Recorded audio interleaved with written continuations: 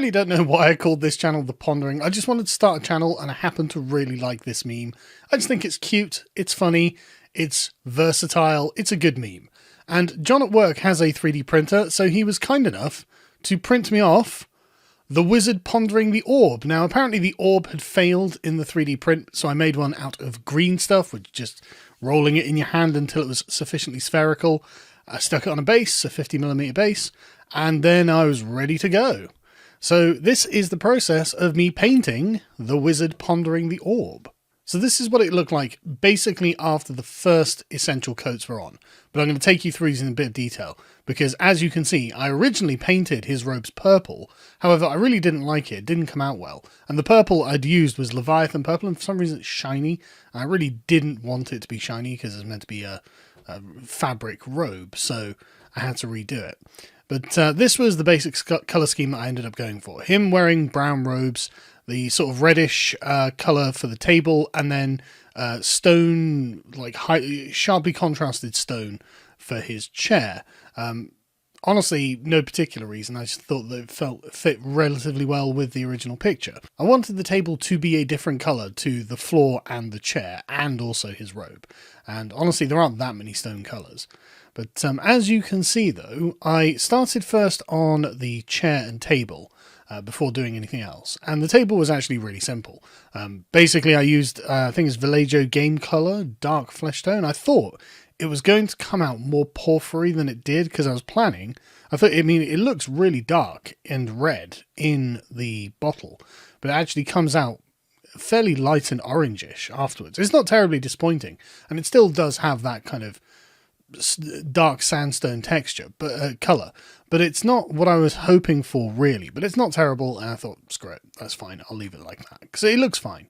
And so I put a wash over it, Agrax Earthshade over it, and then just re-highlighted the original colour back up, so you had a bit of texture and tone on the surface. As you can see, I put the wash around to darken the details, and then I just added a bit of sunset yellow to the colour to highlight the rim around, and then that was pretty much done. The back of the chair was a lot more labour intensive, and I wasn't sure how I was going to get a nice smooth transition, because I wanted it to be quite stark, because this is really quite a boring thing to have to paint.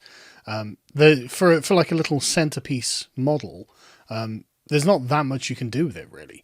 So I thought I would try something I've not done before, but I've watched many videos about people doing, which is wet blending. And this is the result of my attempt. I started with a fairly light grey colour. I think it was Mechanicus Standard Grey. And then I just used Abdon Black as the darkest colour, and then wet blended each individual broken piece that made up the chair, obviously highlighting from dark to light, bottom to top, and then highlighting the trim with some more Mechanicus Grey, just to give the sort of each section the highlight.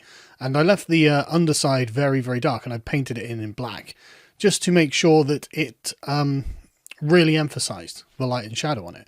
But honestly, I'm actually really pleased with how it came out. For my first attempt at wet blending, I'd never tried it before.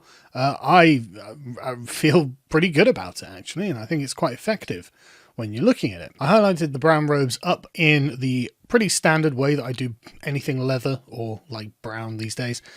Beginning with Rhinox hide, go up to Catachan flesh as a mid-tone, and then for the top highlights, Gorthor brown. These are all colours which are very, I don't know whether you can see, they're very similar in tone, and they work very well together, and you don't have to work very hard to make them look nice. So that's what I did for his robes.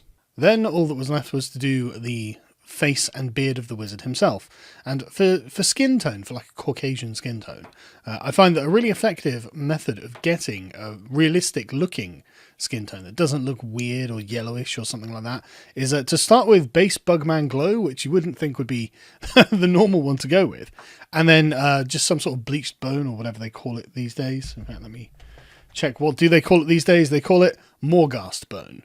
And just mix these two together in various proportions and highlight with Morghast bone, and you end up with quite a sort of Western European looking flesh tone, and then I just painted his beard with more of the Mechanicus Standard Grey, and then highlighted it with Grey Seer, which was nice and easy, as well as his eyebrows, obviously.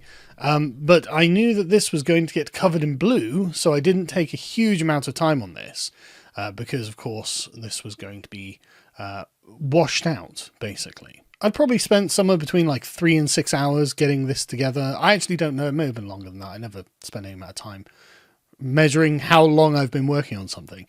But I was relatively happy with it, actually, because it's quite a small figure, as you can see by the size of it in my fingers. I'm pretty normal size fingers, and this thing's quite small.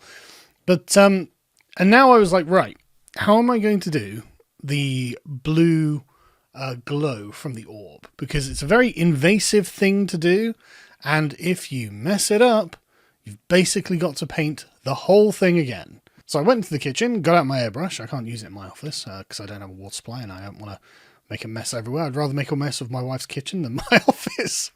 I went into the kitchen, got my airbrush out, and I was about to start practicing on other test subjects before starting on the final thing. And then I realised, I don't actually have a floor.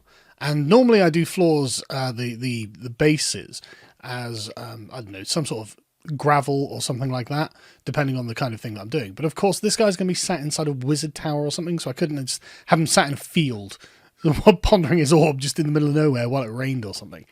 So I didn't really have any ideas, so I found some cardboard, cut it up into little squares, super glued them onto the bottom of it, and then just used the scissors to cut round the edge of the base to trim it into a circle.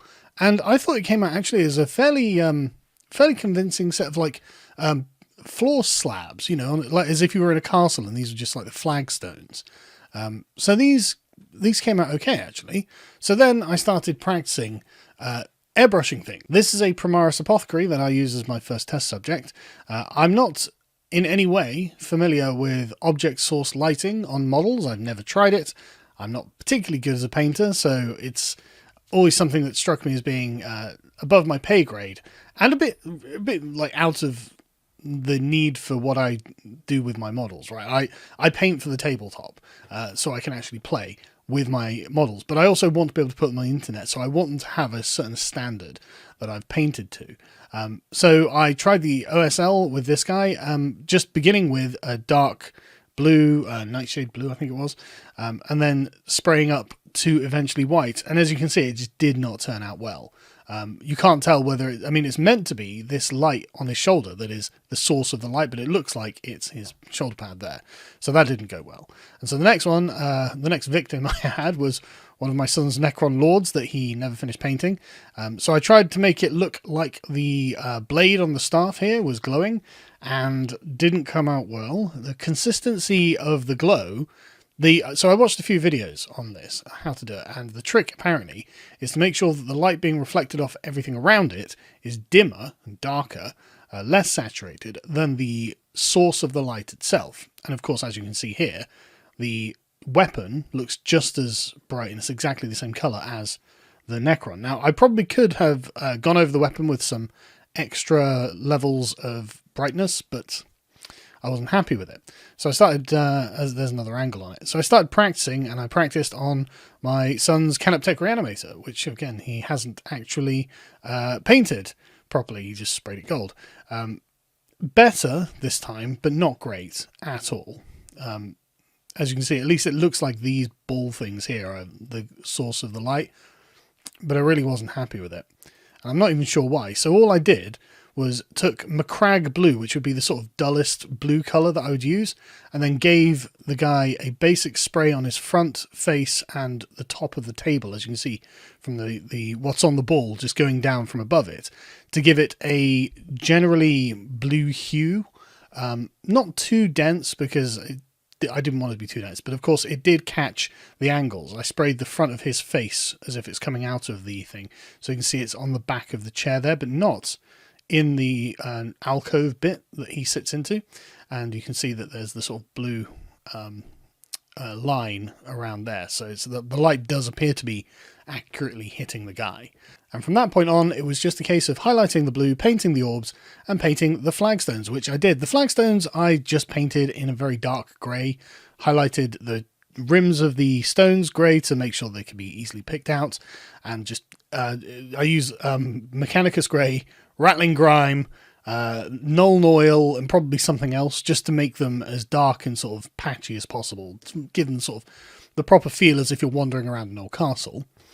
With his cloak, I just used Hoth Blue mixed with the Macragge Blue, because they're of a similar tone, and I felt that it was fairly close to the original painting, just highlighting on the most extraneous parts there, and the overall tone isn't too strong, I thought, which is not too bad.